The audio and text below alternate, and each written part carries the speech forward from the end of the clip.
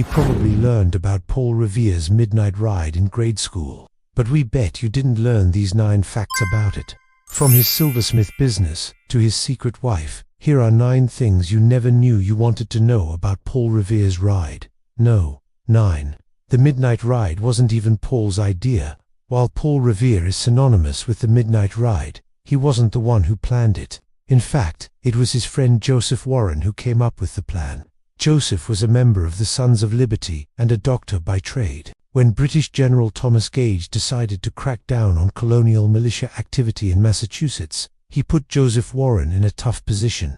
As a member of the Provincial Congress, Warren had helped form the militia, but he also worked as a physician at the King's Chapel, where he treated British soldiers. With his loyalties divided, Warren found himself in danger no matter which side won the war, and so he began planning his escape to safety in Rhode Island. But there was a problem.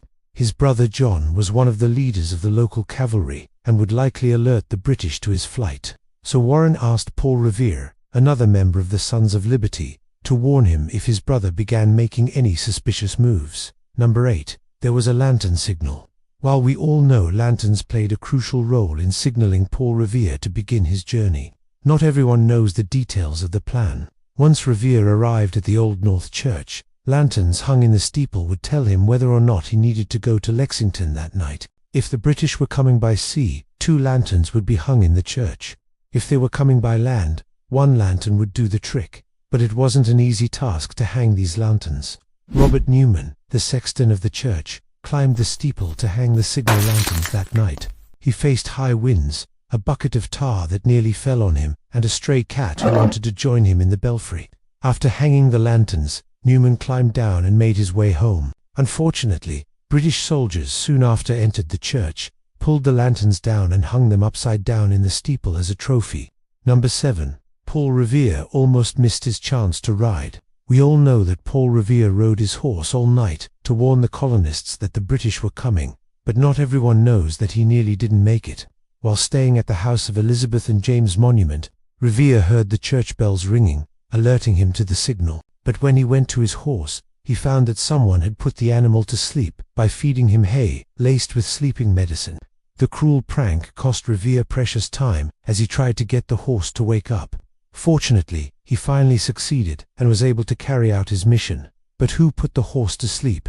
Well, that remains a mystery, though some historians believe that it may have been a loyalist sympathizer named John Boot, who had been warned by a member of the British military that someone was going to try and rouse the militia that night. No. 6. Paul Revere was part of the Committee of Safety. Paul Revere's ride wasn't just a spur-of-the-moment thing. He was actually part of a group called the Committee of Safety, whose job it was to protect the colonists from British aggression. Founded in 1772, the committee became extremely important during the Revolution because they organized protests and sometimes even spy missions. While members couldn't agree on every issue, they were united in their opposition to British rule. When tensions began to rise in April 1775, the committee prepared for action. They stockpiled weapons and ammunition and created a spy network to keep an eye on British movements. Revere was a part of this network, and that's how he learned that British troops were headed toward Concord. Number 5. Not everyone was happy about the Revolution. The American Revolution may seem like ancient history, but the truth is that there were people living during Paul Revere's ride who remembered the days of British rule. For example, John Singleton Copley, a painter and engraver, immigrated to Boston from England in 1734. At first, he supported the monarchy, but over time, he grew to resent the way that the British government treated its colonies.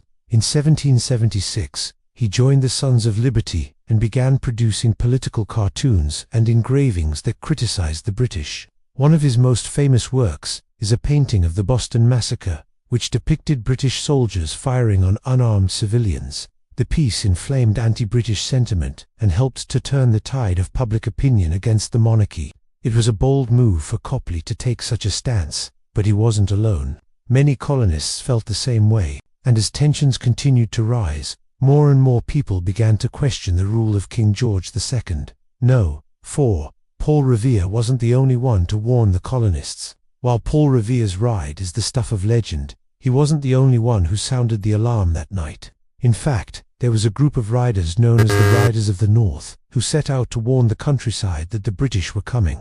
Organized by the Committee of Safety, the group consisted of volunteers who rode on horseback through the night, shouting, "Beware, the British are coming." Their goal was to reach as many people as possible and give them time to hide their weapons and disperse before the British arrived. But it wasn't easy work.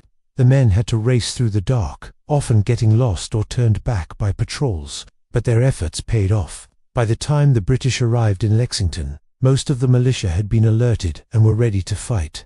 No. 3. Dr. Joseph Warren didn't make it out of town. Dr. Joseph Warren, the man who enlisted Paul Revere to warn him of British troop movements, didn't make it out of Boston that night. Tragically, he was killed in the Battle of Bunker Hill just a few weeks later. As tensions grew between the colonists and the British, Warren found himself caught in the middle. On the one hand, he was a member of the Sons of Liberty and wanted to see the colonies free from British rule. On the other hand, he was a physician who had sworn to help anyone in need, regardless of their political affiliation. Ultimately, his loyalties lay with his patients, and he continued to treat British soldiers as well as colonists. But as the fighting intensified, it became harder and harder to remain neutral. When the battle broke out at Bunker Hill, Warren rushed to the front lines to help the wounded. He was killed by a cannonball, but his death was not in vain. The battle ended in a tactical victory for the British, but it was a strategic victory for the colonists. It showed that they were willing to stand up to the mighty British Army and fight for their freedom. No. 2. Paul Revere got a lot more than a horse. When Paul Revere completed his famous ride, he probably didn't realize that he was about to become a legend, but the truth is that his actions that night had a profound impact on the course of history. Revere's ride was a pivotal moment in the American Revolution. It gave the colonists time to prepare for the coming conflict, and it galvanized them to fight back against the British. But it wasn't just the colonists who noticed Revere's bravery. The British did too, and they tried to reward him for his service with a noble title and a hefty sum of money. But Revere wasn't interested in their offers. He was a patriot through and through, and he had no intention of switching sides. The British eventually caught on to Revere's true loyalties and placed a price on his head. But that didn't stop him either. Revere continued to fight for the colonists, and eventually saw the American Revolution through to its successful conclusion. Paul Revere was a silversmith. Most people think of Paul Revere as a brave messenger who rode a horse all night to warn the colonists of the coming British attack. But what many don't realize is that Revere was also a talented silversmith. In fact, his silversmithing was what earned him the money he needed to fund his activities with the Sons of Liberty.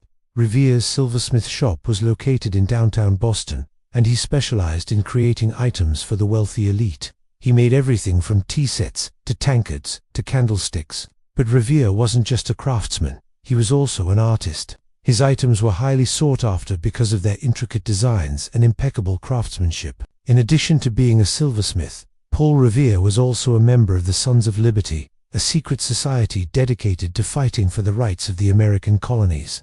When the Revolution broke out, Revere used his skills as a silversmith to create items that symbolized the colonists' resistance to British rule. He made items featuring the image of the Liberty Tree, as well as items that poked fun at the British. His items were more than just beautiful. They were also a form of protest. Through his work, Revere was able to express his patriotism and support for the cause of independence. Well, there you have it, folks. Thanks for watching. And now it's time for you to drop a comment below. What did you find most surprising about Paul Revere's ride? Did you learn anything new? And if you haven't done so already, be sure to subscribe for more exciting historical tales.